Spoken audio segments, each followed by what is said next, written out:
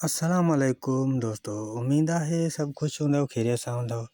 तव्हां ॾिसो पिया सिंधी झनकार ऐं रिलीज़ इंफॉर्मेशन आल वीडियोज़ ऐं आल फ़नकार। ऐं जीअं त अॼु शमन अली मीराली जो एल्बम आहे 68 ऐं एल्बम जो टाइटल जेको ॾिनो वियो आहे दिलि वारो। एल्बम तमामु सुठो ऐं बहितरीनु आहे ऐं हिन एल्बम जी माण्हुनि खे काफ़ी ज़रूरत हुई। ऐं तव्हांखे ॿुधायां त 67 एल्बम जेको आयो उन खां पोइ माण्हुनि खे घणो इंतज़ारु हुयो, छो जो 67 एल्बम धमाल हुयो ऐं माण्हू ख़ासि करे अहिड़ियूं शयूं घटि ॿुधंदा आहिनि। मतिलबु आहिनि उहे कम जूं शयूं पर उहे नथा ॿुधनि, माण्हू घटि था ॿुधनि ऐं घटि था पसंदि कनि। ऐं गाननि जा शौक़ीन घणा आहिनि माण्हू। ऐं उन दौर में ईअं बि हुयो।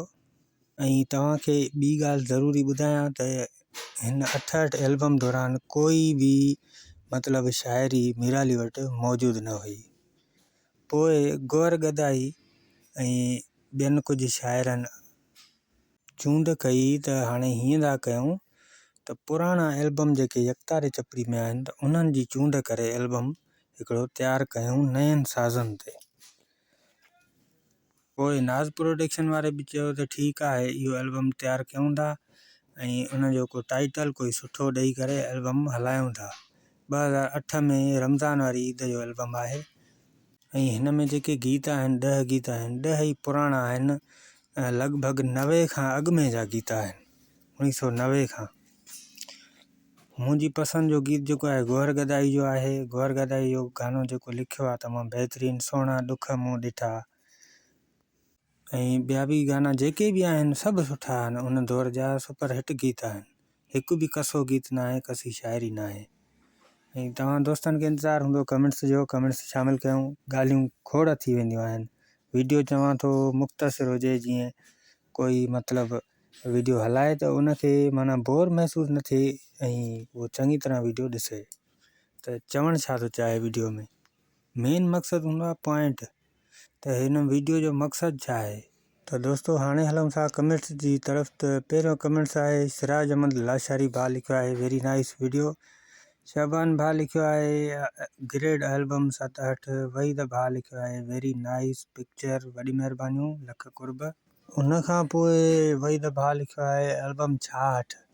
66 एल्बम जेको आहे न आयो ई न आहे ऐं रिलीज़ बि न थियो, न ई आयो, न ई शाइरी हुई, कुझु बि न हुयो, मिस थी वियो आहे एल्बम इहो। ऐं उन खां बाद आसिफ़ अली भाउ लिखियो आहे ग्रेड अदा अब्दुल हकीम, वॾी महिरबानियूं। सैयद आसिफ़ अली शाह लिखियो आहे बेस्ट एल्बम है। वहीद भाउ लिखियो आहे 66 एल्बम वरी। भाउ वहीद एल्बम 66 जेको आहे न आहे, एल्बम रिलीज़ ई न आहे। ठीकु आहे भाउ। ऐं तव्हां दोस्तनि खे ॿुधायूं त हाणे हिन में गीत कहिड़ा कहिड़ा आहिनि। पहिरियों गीत जेको लिखियो आहे अब्दुल रज़ाक शर साहब जी शाइरी आहे। गीत जा बोल आहिनि बाह लोॾे घुम न तूं, वार खोले घुम न तूं। ऐं उन खां पोइ वहीद हकिड़े जो गीत आहे हलिया मुंहिंजा जानी करे का महिरबानी, तमामु बहितरीनु। ऐं उन खां पोइ आहे दिलि जी थी वई आहे चोरी। इहो एल्बम जेको आहे 1986 जो एल्बम आहे, उनजो गीत आहे।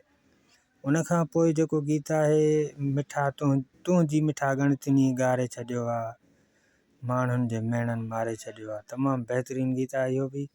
उन खां पोइ आहे हूअं धार त आहियूं, सपननि में त गॾु आहियूं, निसार बज़मी जो गीत आहे। इहे जेके शाइरियूं आहिनि न, इहे पकियूं शाइरियूं आहिनि, ज़बरदस्तु।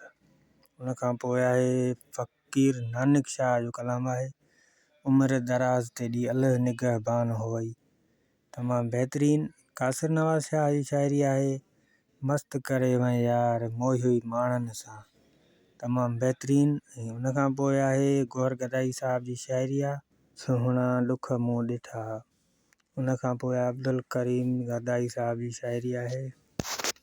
गीत जा बोल आहिनि नथियूं ईअं जुगाइनि जुदायूं वरी आहे, वरण जूं वरी वार वायूं वरी आहे। ऐं उन खां पोइ आहे साले सैलानी जो गीत आहे अल्लाह मुंहिंजी दिलि लुटे हाय, हिकु त हसी मां हिजबी बाज़ी वियो आहे खटे, अल्लाह मुंहिंजी दिलि लुटे, ज़बरदस्त गीत आहे। दोस्तों वीडियो कंप्लीट थी चुका है। तव्हांखे वीडियो पसंदि आयो हुजे त वीडियो खे लाइक ज़रूरु कंदा, पंहिंजनि दोस्तनि ताईं शेयर ज़रूरु कंदा। इंशाल्लाह नेक्स्ट वीडियो में हिकु चङो एल्बम खणी ईंदासीं।